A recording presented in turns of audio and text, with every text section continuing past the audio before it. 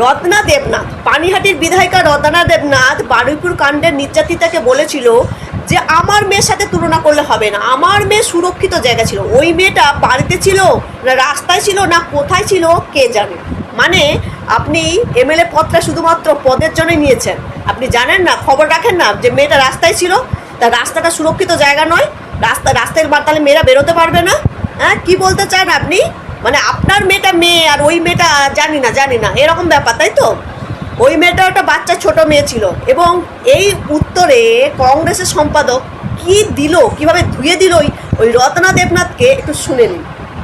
যে ভদ্রমহিলা বলে আমার কাছে এলে আমি বলবো, আর আমার মেয়ে তো সুরক্ষিত জায়গায় ছিল, এ তো রাস্তায় খোলা আমে ঘোরাফেরা করছিল, তার মানে তো সে মমতা ব্যানার্জিরই মতন হলো। রাত্রিবেলায় কেন মেয়েরা বেরোবে? তো একই তো, মানে মমতা ব্যানার্জির প্রতিচ্ছবি তো মেয়েদের মধ্যে দেখতে পাচ্ছি। তাহলে কী লাভ হলো আমার সরকার পরিবর্তন করে? শুধুমাত্র ওই অন্নপূর্ণার জন্যে ১,৫০০ টাকাটা ৩,০০০ টাকা, তাও তো সবাই পাবে না, তো লাভটা কি? সে একই হলো, মানে ওই বোতলটা নতুন হয়ে গেল, সেই পুরনো মদ সেখানে ঢুকে গেল। আমি তো ভাবতেই পারছি না যে নিজের মেয়েকে বলিদানের ওপর তিনি দাঁড়িয়ে তার মেয়ের কথা তিনি কি করে ভুলে গেলেন। সেই রাতগুলোর কথা, যে রাতে প্রত্যেকটা মানুষ তার মেয়ের জন্য জেগেছিল। কোথায় গেল সেই সেলিব্রিটির? আজকে তারা পথে নামছে না কেন? যে ২ মাসে ১৪টা এইভাবে ধর্ষণ খুন হয়ে গেল, কোথায় তারা? কোথায় বুদ্ধিজীবীরা? কোথায় মানুষজন? কোথায় ছাত্র সমাজ? কোথায় শিক্ষক সমাজ? কোথায় ডাক্তাররা? কাউকে কেন রাস্তায় দেখতে পাচ্ছি না? খুব লজ্জা লাগছে ওনার ব্যাপারে কথা বলতে। ওনাকে একটা আমি ভিডিও পাঠিয়েছিলাম গত পরশু দিনে বোধহয়। ওনার পানিহাটিতেই একটা মেয়েকে ধরে রাস্তায় মারা হচ্ছে। তাই বলেছিলাম এটা সম্পর্কে আপনি কি জানেন কিছু? উনি কিন্তু কোনো উত্তর দেননি। দেখেছেন? আপনারা যদি প্রমাণ চান আমি ভিডিওতে, মানে আমার হোয়াটসঅ্যাপে দেখিয়ে দিতে পারি।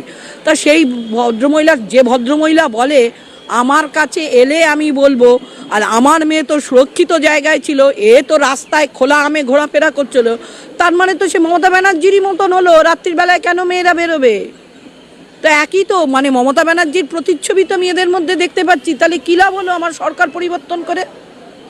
শুধুমাত্র ওই অন্নপূর্ণার জন্যে ১,৫০০ টাকাটা ৩,০০০ টাকা, তাও তো সবাই পাবে না, তো লাভটা কি? সে একই হলো, মানে ওই বোতলটা নতুন হয়ে গেল, সেই পুরনো মদ সেখানে ঢুকে গেল, আর তো বিশেষ কিছু হলো না। তা পশ্চিমবাংলার মানুষের উন্নতি কোথায়? আজকে আমাদের কথা বলতে দিচ্ছেন, কালকে আর কথা বলতে দেবেন না, এইটাই লাভ হবে আর কি।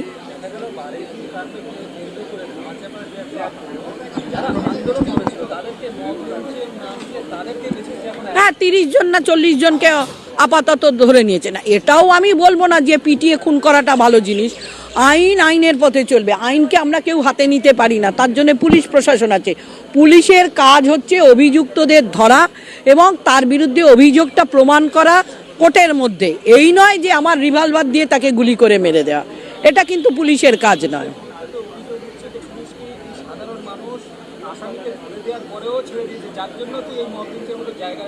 হ্যাঁ, নিশ্চয়ই পুলিশ তো চেয়েছিল এটাকে নিয়ে একটা দাঙ্গা ফাসাদ করার, যাতে হিন্দু মুসলিম একটা রায়টের সৃষ্টি হয়, কিন্তু সেটা না হয়ে এটা উল্টো দিকে ঘুরে গেল।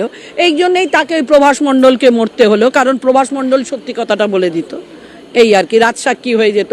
এখন অনেকে বলছে যে তার মাই তো তার বিরুদ্ধে বলছে, তার বাবাই তার বিরুদ্ধে বলছে।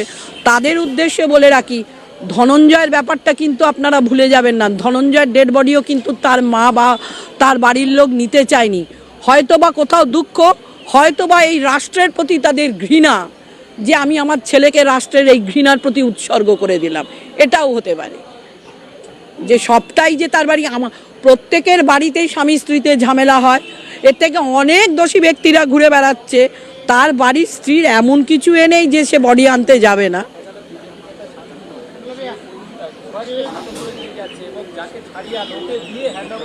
তাকে ছাড়িয়ে আনলো।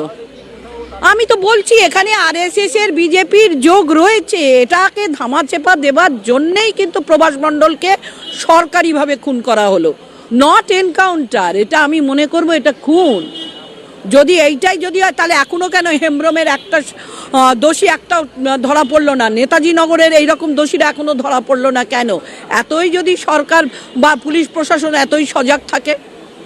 এটা হচ্ছে সরকারিভাবে খুন, এবং সেটাকে মানে এই যে যেটা করেছে সেটাকে ধামাচাপা দেওয়ার একটা ব্যবস্থা করা হলো।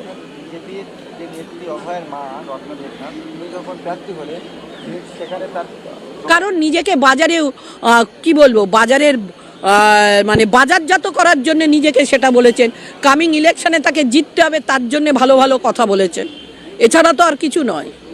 আমি তো ভাবতেই পারছি না যে নিজের মেয়েকে বলিদানের ওপর তিনি দাঁড়িয়ে তার মেয়ের কথা তিনি কি করে ভুলে গেলেন।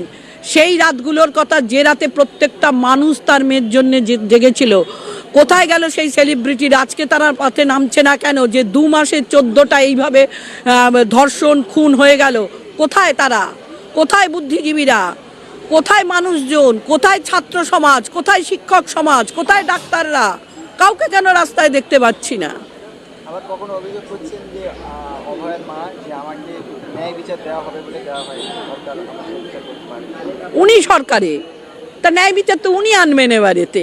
আমরা তো চাইবো ওনার কাছে প্রত্যেকটা খুনের যেন, প্রত্যেকটা ধর্ষকের যেন ন্যায় বিচার হয়, মানে প্রত্যেকটা অপরাধী যারা অপরাধ করেছে তাদের যেন যোগ্য বিচার হয়, তারা যেন শাস্তি পায়। এবারে তো আমরা ওনাকে চেপে ধরবো, কারণ উনি হচ্ছেন সরকারে রয়েছেন।